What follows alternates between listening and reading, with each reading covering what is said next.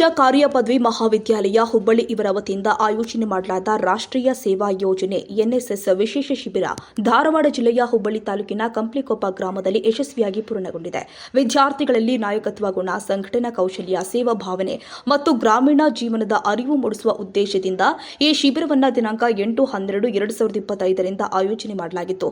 ಶಿಬಿರದ ಅವಧಿಯಲ್ಲಿ ಗ್ರಾಮದಲ್ಲಿ ಶ್ರಮದಾನ, ಸ್ವಚ್ಛತಾ ಕಾರ್ಯ, ನೇತ್ರ ತಪಾಸಣಾ ಶಿಬಿರ ಸೇರಿ ಅನೇಕ ಜನೋಪಯೋಗಿ ಕಾರ್ಯಕ್ರಮಗಳನ್ನು ಹಮ್ಮಿಕೊಳ್ಳಲಾಗಿದ್ದು, ಗ್ರಾಮಸ್ಥರಿಂದ ಉತ್ತಮ ಸ್ಪಂದನೆ ದೊರೆಯಿತು.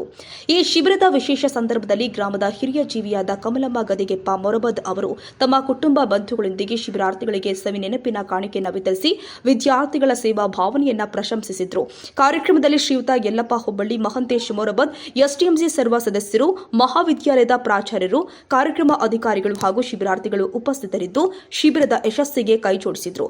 ಗ್ರಾಮೀಣ ಪ್ರದೇಶದ ಅಭಿವೃದ್ಧಿಗೆ ಯುವಶಕ್ತಿಯ ಪಾತ್ರ ಮಹತ್ವ ಅಂತ ತಿಳಿಸಿ ಇಂತಹ ಶಿಬಿರಗಳು ವಿದ್ಯಾರ್ಥಿಗಳ ವ್ಯಕ್ತಿತ್ವ ನಿರ್ಮಾಣಕ್ಕೆ ಸಹಕಾರಿಯಾಗುತ್ತೆ ಅಂತ ಗಣ್ಯರು ಅಭಿಪ್ರಾಯ ವ್ಯಕ್ತಪಡಿಸಿದರು.